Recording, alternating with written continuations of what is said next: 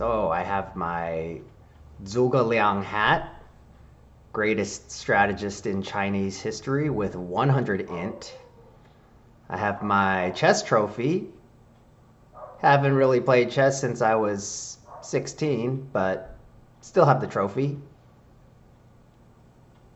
Poker trophy. Still play some high stakes poker once in a while. And actually this house is the result of strategic investments. So just so you guys know, I'm a true strategist. Now, when it comes to iOS games, I won't even touch a game unless free-to-play players have a chance to compete. So is Million Lords a free-to-play friendly game? I haven't seen a game that's this competitive for free-to-play players since Kingdom Conquest back in the day by Sega. Now that game was a little bit too hardcore, maybe even for me, because if you were ever enslaved, which I never was, because I was the guild leader of the #1 guild and we had about 500 players, we enslaved the whole server. Anyway, if you were enslaved, the game was pretty much over for you.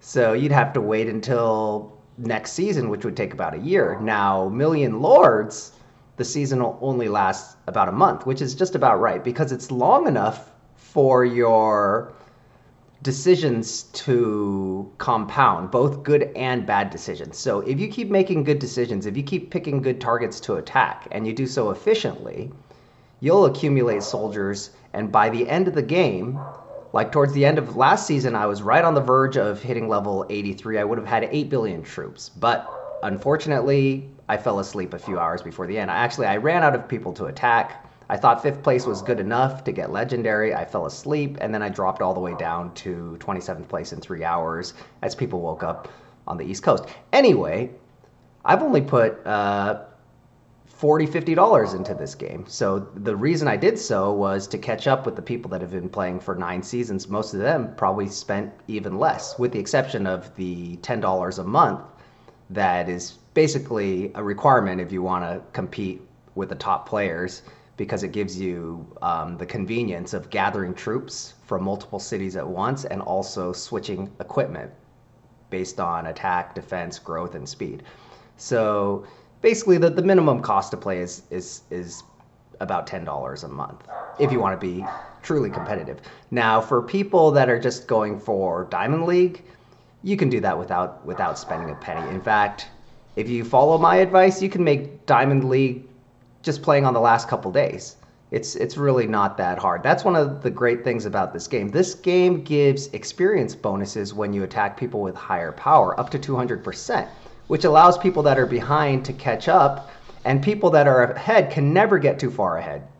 Because if you notice a top player like Frismond, he'll rocket up to the leaderboard, be in the top 3, and as soon as he gets there, people will start attacking him from left and right. It might not even be a good idea to attack him because he can wipe you out anytime he wants, but people can't resist the 200% experience. I prefer, at the start of the game, to attack people for 200% experience, only if they're lower level than me. So towards later in the game, I become more active and I start attacking constantly, and there's no way I can find any good targets and that are 200 experience. It would only be the top, basically 1 or 2 players in the game. So basically this game is suitable for everyone, for hardcore strategists like me, and for casual players. It's also very friendly for casual players. So give Million Lords a try and check out some of my more in-depth advanced strategy videos.